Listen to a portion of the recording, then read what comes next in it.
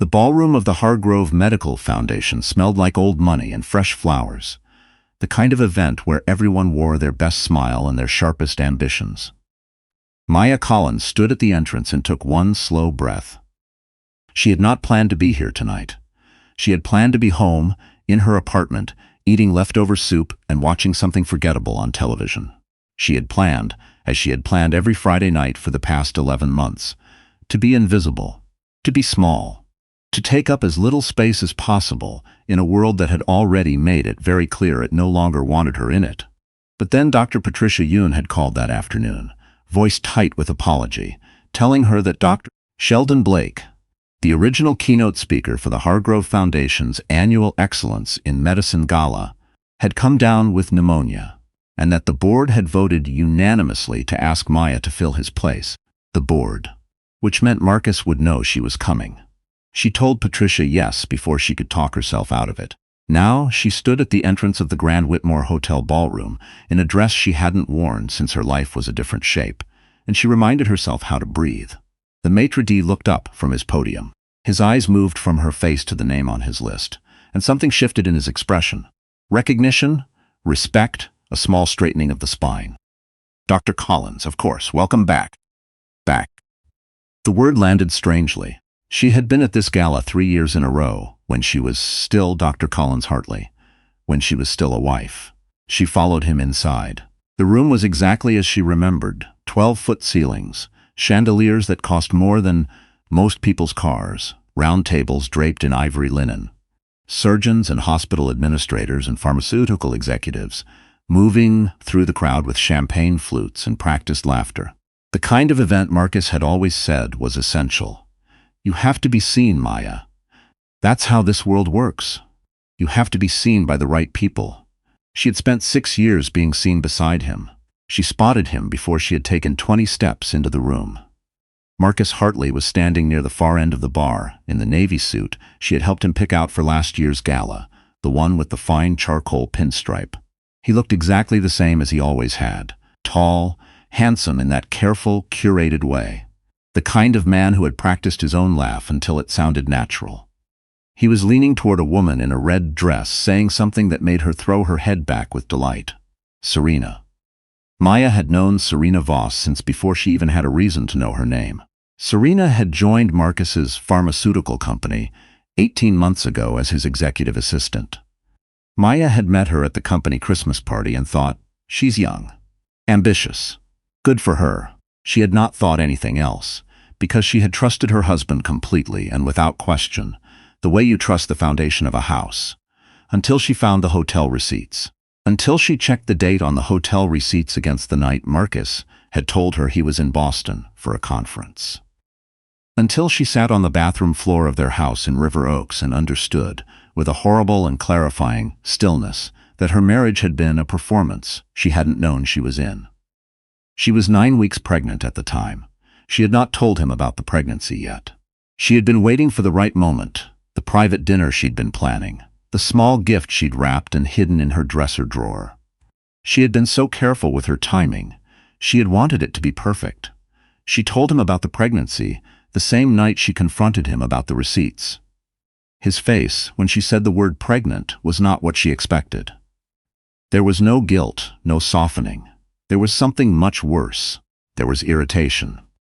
A slight tightening around the eyes, as though she had introduced a complication into a plan that was already in motion. I was going to tell you after the holidays, he said. I want a divorce, Maya. She remembered very precisely the way the room had seemed to tilt. Not dramatically, not the way things tilt in movies. Just a quiet, almost imperceptible shift, like the ground settling. I'm pregnant, she said again. I heard you. He didn't look at her. We'll work it out. The lawyers will figure out the details. She had been a cardiothoracic surgeon for 11 years. She had held people's hearts in her hands. She had stayed calm in operating rooms when other people were bleeding out. She had stood at bedsides and delivered news that broke people apart. She had not known, until that moment in her own living room, that there was a version of breaking that had nothing to do with blood. She left the house that night. She did not fight him for it. She did not fight him for much of anything in those first weeks, because she could barely get out of bed in the mornings, and the only thing keeping her moving was knowing that she had a small heartbeat inside her that needed her to keep moving. She went back to work, she operated, she reviewed charts and attended rounds and stood in the scrub room washing her hands and told herself, over and over, "You are fine, you are fine, you are fine." It was the only lie she allowed herself. Marcus's lawyers contacted her 6 weeks after he moved out. The offer they sent was insulting, not because she needed his money, because she had her own career and her own income, and had been building her own financial independence since long before she ever said his name. But because the offer was designed to communicate something. It was designed to tell her that he had already decided exactly what she was worth, and the number was not high. She got her own lawyer. She gave him the hotel receipts, the phone records, the testimony of their housekeeper, who had seen Serena leaving their home on a Tuesday morning in August when Maya was at the hospital doing back-to-back surgeries. Marcus's lawyer called and said Marcus was willing to revise the offer. She told her lawyer to tell them she'd see them in court. For 11 months she had been doing this, working, waiting, growing larger with a child her husband had looked at like an inconvenience. And tonight, standing in the Grand Whitmore ballroom, in a dress that fit differently than it used to, she was 5.5 months pregnant, and she was the keynote speaker at the most prestigious medical gala in Houston, and Marcus Hartley was standing 40 feet away from her with his hand on the small of Serena Voss's back. He saw her before she had decided whether to move toward the stage or find Patricia Ewan. She knew the exact moment he saw her because she had spent 6 years learning to read his face, and the expression that moved across it now was one she had never seen on him before. It was not guilt.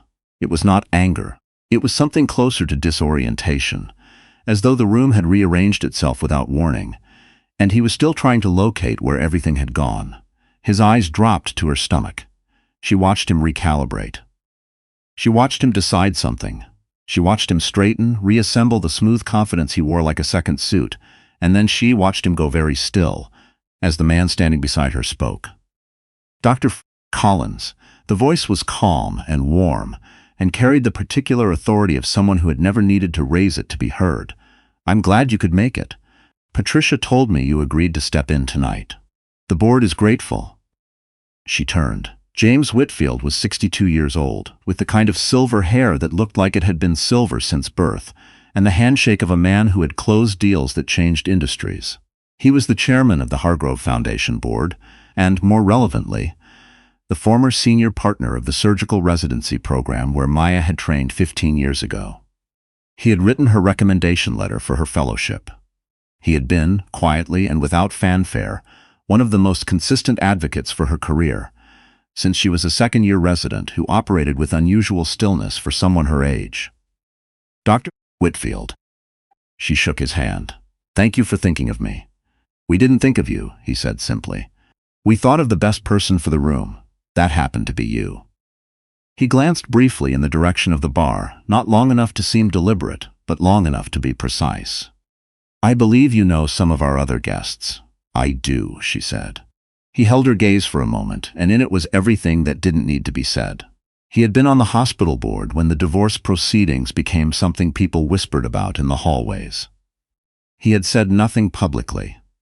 He had simply called her 3 months ago to discuss her research on minimally invasive aortic valve repair, professionally, formally, without a single reference to anything personal. The call had lasted 40 minutes, and at the end of it she had felt, for the first time in a long time, like herself. "Your table is near the stage," he said. "I'll walk you over." She was aware of Marcus Otts watching this. She did not look at him. What she did not know as she walked across the ballroom with James Whitfield was what Marcus was saying to Serena Voss in the moment he watched them walk away. She learned it later. She learned it because Serena told her, eventually, the way people who have burned every bridge eventually feel the need to explain their fire. Marcus had whispered, in that moment, "This is a problem." He meant Maya. He had always seen her in exactly those terms, as something to be managed, something that fit into his plans or didn't. The pregnancy had become a problem. The divorce proceedings had become a problem. And now Maya Collins, standing in his professional arena with the foundation chairman at her side. looking like she had rebuilt herself entirely while he wasn't paying attention. That was the biggest problem of all. Because Marcus Hartley had been in quiet negotiations with the Hargrove Foundation for 4 months. His pharmaceutical company was seeking a multi-million-dollar research partnership. The kind that would put 3 medical research institutions in the country. He had cultivated James Whitfield carefully. He had attended every event, donated at every opportunity, positioned himself as exactly the kind of industry partner the foundation wanted. He had not accounted for Maya.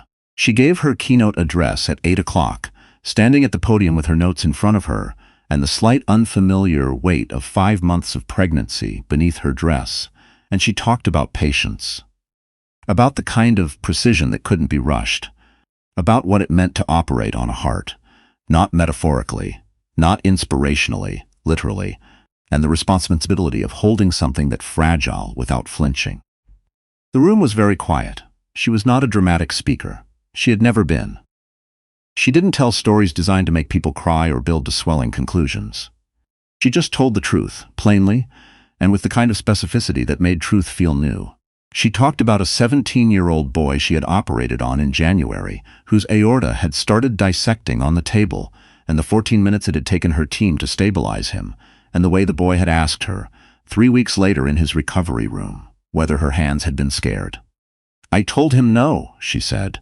"I told him my hands have trained for this. They know what to do even when I'm scared." She paused. "That's what I want to say to the residents in this room tonight. Your hands know more than you think. Trust what you've built." The applause afterward was long and genuine. She stepped away from the podium and Dr. Patricia Yoon hugged her and said something that Maya didn't fully hear because at that exact moment she saw Marcus moving toward her through the crowd and her entire body became very calm, in the way it became calm before a difficult surgery. He reached her before she could redirect herself elsewhere. "Maya." His voice was measured, controlled. That was impressive. "Thank you, Marcus." "You look." He stopped. His eyes went to her stomach again, briefly, and then back up. "You look well." "I am well." He lowered his voice, not warmly, strategically. "Can we talk? Privately? I think it would be good for both of us if we could find some way to—" "To what?" she asked. He blinked. She had once, early in their marriage, asked a mentor why male surgeons so rarely got flustered, and her mentor, a woman who had been in operating rooms for 30 years, had told her, "They get flustered plenty. They've just convinced themselves they don't." She could see Marcus getting flustered now, underneath the composure. "To resolve things more amicably," he said, "the legal proceedings are drawing attention that doesn't benefit either of us." "They're drawing attention to the evidence," she said. "I understand why that's uncomfortable." "Maya, my lawyer will be in touch," she said. "Have a good evening, Marcus." She walked away from him. She did not tremble. She did not cry. She squared her shoulders and walked back toward the table, near the stage where Patricia was waiting. And she was aware, with a kind of crystalline clarity, that Marcus was standing very still behind her in the middle of the Hargrove Foundation gala, and there was nothing he could do about it. What happened next she did not orchestrate. She had not planned it. She did not have that kind of calculation in her. She was a surgeon, not a strategist, and most of what had sustained her in the past 11 months was not cleverness, but simply the refusal to disappear.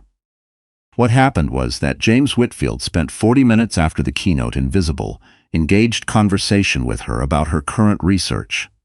What happened was that 2 board members asked to be introduced. What happened was that a journalist from Medical Horizons, who was covering the gala, asked if she'd be willing to sit for an interview next week about the work she was doing at Houston Methodist. And what happened to Marcus across the room was the quiet but unmistakable realization that he had miscalculated the terrain. He had assumed, when he left, that Maya would recede, that the pregnancy would slow her, that the divorce would consume her attention and drain her energy and pull her back from the professional standing she'd worked toward. That was what he had been counting on, even if he'd never said it in those terms. He had believed, the way some people believe, without ever examining the belief, that her significance was partly his, that some portion of the respect she moved through the world with had been borrowed from standing beside him. She had not borrowed it. She had built it herself, long before she knew his name, and she had kept building it while he wasn't looking. He approached James Whitfield twice that evening. The first time, James was engaged in conversation with Maya and two board members, and acknowledged Marcus with a pleasant nod and did not stop the conversation. The second time, James spoke with him for approximately 6 minutes before being called away. Later, Marcus would tell his assistant that the foundation meeting had gone well. He had convinced himself of this by the time he was in the car. Serena had held his hand in the back seat and told him he'd been wonderful, and he had stared out the window at the Houston skyline and wanted, with a ferocity that surprised him, to believe her. Maya did not know about the research partnership proposal until 3 weeks later, when Patricia Ewan called to tell her that the Hargrove Foundation board had voted to table the discussion with Hartley Pharmaceutical pending further review of their compliance record, and that the board had, separately, invited Maya to join a joint research initiative on cardiovascular outcomes in underserved communities. James was very clear, Patricia said. He said the foundation's partnerships need to reflect the foundation's values. He said some concerns had been raised about Hartley Pharmaceutical's internal ethics review process. Maya was quiet for a moment. What kind of concerns? The kind that come up, Patricia said carefully, when someone with access to internal records decides to share information. Apparently someone from within the company felt the research data being submitted to the FDA had been. She paused. Selectively presented. Maya thought about that for a long time after she hung up. She had not reported anything. She had no knowledge of pharmaceutical misconduct. She had given her keynote and walked away from Marcus in the middle of a ballroom and gone home and taken off her heels and sat on her couch in the dark for a while, pressing her hand gently to the place where her daughter sometimes kicked in the evenings. Whatever had come undone for Marcus had come undone entirely on its own. She had spent 11 months believing that surviving was the best she could manage. She had been operating in survival mode so long that she'd forgotten it was not the same as living. But something had shifted on that stage, at that podium, saying the words she'd prepared, without knowing they were also for herself. Your hands know more than you think. Trust what you've built. 3 months later, on a Tuesday in March, at 6:42 in the morning, Maya Collins delivered her daughter at Houston Methodist Hospital. She named her Clara. Clara arrived with her eyes open, which the nurses said was unusual, and spent her first minutes in the world looking at everything with an expression of profound and slightly skeptical interest. Maya held her and felt something rearrange itself permanently in her chest. Marcus's legal team had finalized the settlement 2 weeks before Clara was born. He'd stopped fighting when his company's compliance investigation began to make news. He had agreed to terms that her lawyer described, with professional understatement, as significantly more favorable than his initial offer. Maya had signed the papers at her kitchen table, with a cup of coffee going cold beside her, and felt almost nothing except the very ordinary and solid feeling of something finished. She did not hear from Marcus again, not directly. She heard about him the way you hear about things that once mattered and no longer do. Peripherally, incidentally. That the foundation partnership had fallen through. That Serena Voss had left his company and filed her own complaint with the State Labor Board. That Marcus was in the process of restructuring. She absorbed these things and moved on from them, the way water moves around a stone. What she thought about instead was Clara's weight in her arms, the small, specific, astonishing realness of her. The way she grabbed Maya's finger with her whole hand and held on with a grip that seemed to mean something. Though Maya knew she was probably reading too much into the reflexes of a newborn. She was back in the operating room by June. Her hands, as they had always been, were steady. She had built that steadiness over years, over sleepless residency nights and difficult cases, and every morning she had shown up when showing up felt impossible. Marcus had not been a part of that. Serena Voss had not touched it. 11 months of survival had not diminished it. If anything, she thought. Washing her hands in the scrub room on her first day back, looking at her own reflection in the glass of the cabinet above the sink, it had sharpened her. Not into something harder, into something clearer. She pushed through the OR doors and her team looked up and the circulating nurse said, "Welcome back, Dr. Collins." And Maya nodded once, snapped her gloves into place, and went to work.